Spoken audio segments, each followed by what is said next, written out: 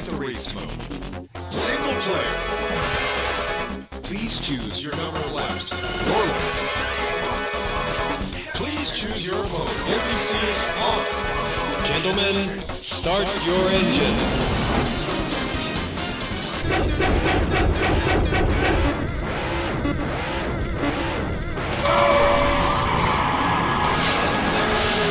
This is Daytona USA VRChat edition. Yes, you heard it right. Daytona USA inside VRChat. I know it sounds very absurd, but it is real. You are not imagining things. This is something that you can play at any time, and it is awesome. Now you might be wondering, who has the great idea to remake Daytona USA inside VRChat? How did we even get here in the first place? And more importantly, how did it play? And why is it great enough for me to consider it as awesome? Well, it all starts from this person, Zone. Hello everyone, I'm Zone Tan. I'm pleased to finally make all of your acquaintance. Zone is a person of multiple talents, perhaps best known for their creations in something, to say the least. Oh, you can't say that. Why not? It's a You with me, right? Anyways, Zone is also a fantastic coder, and they utilize their talents to recreate Ridge Racer from scratch inside VRChat.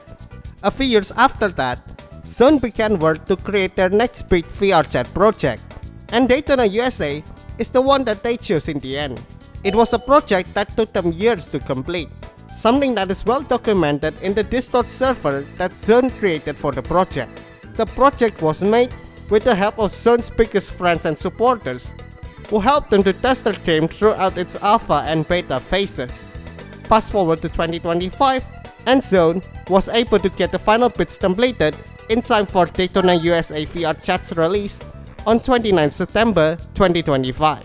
Word about Daytona USA VRChat spread widely initially, but thanks to positive word of mouth and recommendation from fellow content creators, the project was able to pick up some steam. One of the content creators who picked up the game was Stella and Bella Gaming, who made a gameplay video that they released on 21 October 2025. This video is exactly how I got into Daytona USA VRChat, as YouTube's algorithm once again decides to promote amazing content to my feed on one random day. The moment I realized that Daytona USA VRChat is a real thing, I made sure that I kept my eyes glued to the project, because Daytona USA holds a special place in my heart. I grew up playing the original arcade version as a kid, and it helps to shape who I am today, not just in regards to my fascination with racing games, but also to stock car racing in general. Even then, little me would not have imagined the possibility of Daytona USA staying relevant decades after its release, let alone being faithfully recreated in a platform that it's not supposed to be on. It is nothing short of a technological marvel, one that was made possible thanks to the dedication of a single developer with time in their hands and a loyal community. That answered some of the questions that I asked earlier in the video. But now let's move on to the most important questions, the gameplay and what made it so unique. To start off, let's dive into how Zone introduces you to Daytona USA VRChat.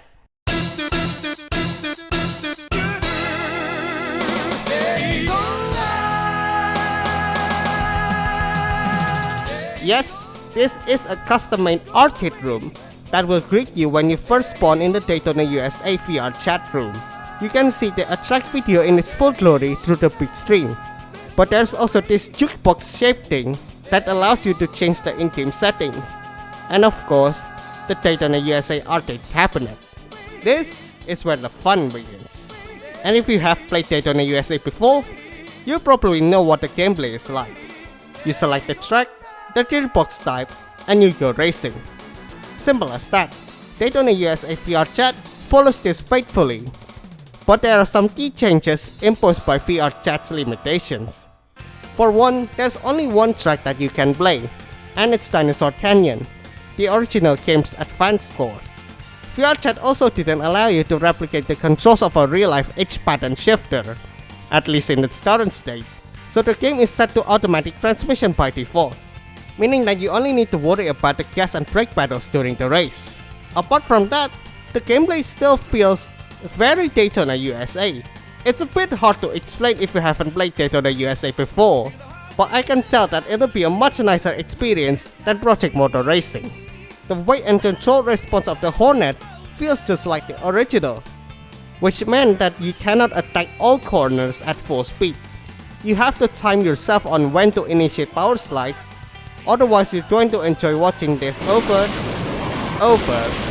and over. Come on then! The damage inflicted is purely visual, but this shows that the margin of error between a perfect lap and a scuffed one is razor thin. AI opponents are present, and you get 19 other opponents to race with, which, funnily enough, is still more than Project Motor Racing. Most of the time they're just there to block your way forward, but an unlucky moment or two can lead to some dire consequences. All 4 camera modes from the original are there as well. Because this is made in VRChat, the game defaults to the cockpit cam by default to provide players with the authentic first-person experience. However, you can always switch to other camera modes using the 1, 2, 3 or 4 buttons on the default keyboard layout. Speaking of keyboard controls, the limitations with the shifter makes the game more accessible here, as you really only need to worry about your WASD or error inputs during the races. Just be careful not to touch your mouse, otherwise you can really screw up your camera positioning. To make up for the fact that you only have one track to race with, Zone added in several unique changes to their VRChat recreation. For one, they ported in the Grand Prix and Endurance modes present in the original Sega Saturn version. This gives you the option to race for 10 and 40 laps respectively, ideal if you want to keep playing for long periods of time. You can also choose to race on your own or race with other players, but the most unique addition is the fact that you can freely roam the advanced course. Yes, a free roam option. The magic of VRChat. You can do so by choosing the teleport to track option, completing a race, or aborting a race that you're participating in by exiting through the driver's side door while you're on a full stop. The area that you can explore is quite big, so Zone gave you several options to help you travel through the course. There's the run speed slider and spawn free roam car option, both doing exactly what it describes. Zone also added several secrets to reward those who dare to fully explore the area. Some are artifacts of the original, like this famous job Easter egg. And some are new, like this Ridge Racer machine for instance. There's a total of 5 secrets that you can find, and I leave it to you to figure out where they are located on the map. Trust me, finding all of them is going to be worth it.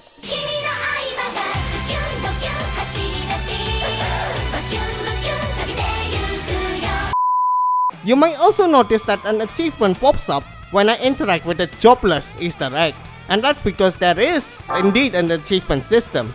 There are 14 achievements that you can unlock in its current state, and the objectives have a good variety to it, ranging from the simple like finishing a race, to the difficult like finding friends to race with. Daytona USA VRChat also offers some other miscellaneous stuff that you can do. For example, you can change songs to other songs from the original Daytona USA OST. And who knows, maybe there are some other songs that you can listen to as well.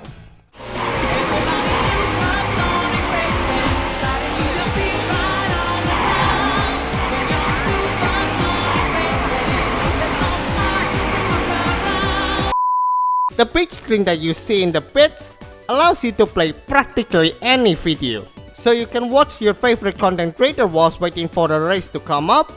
I figured this game was ready for some hardcore quality assurance testing. Or bring out the Daytonaception by playing a Daytona USA video inside Daytona USA VRChat. You can turn on a 4:3 aspect ratio if you want to have a more authentic Daytona USA experience. Also, if you feel the VR camera movement is bothering you, the game also has the option to lock the camera in place. Just keep in mind that these options are only available if you play VRChat on desktop mode.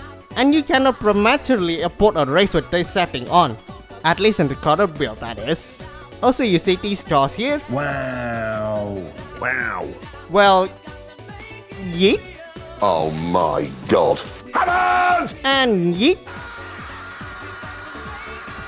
Anyways, that's all good stuff for sure, but there are some drawbacks that I would like to mention as well. For one, controller input is very finicky, at least for the PS4 controller. For some reason, the game controller mode doesn't detect the PS4 trigger buttons properly, so I need to enable Steam input for it to fully work. Even then, you might need a few tries before it works properly. This next point might not surprise you, but sometimes collision physics can get quite janky, leading to shenanigans like this.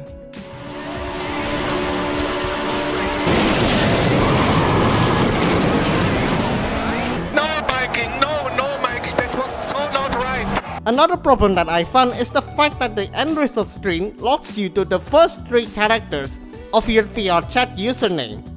This means that you cannot hear the custom jingles that will play if you input certain names in the results screen. But it is something that Zone is working to fix for the 1.1 build.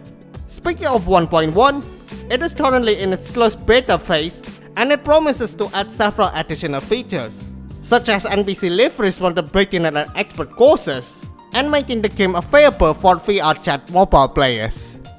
And that is all I can say about Daytona USA VRChat so far. I'm very thankful to anyone that's still watching at this point in the video, and if you want to give Daytona USA VRChat a shot, you can try it out using the links provided in here and the YouTube description down below. If you want some help in figuring out how Daytona USA VRChat works, or just want to share your top records, you can also join the Daytona USA VRChat Discord server, the link of which I will provide in the descriptions down below. Don't forget to give a like and leave a comment if there's any feedback that you want to give, as I want to have my content to keep improving from one video to the next. Thank you all for watching and have a great day.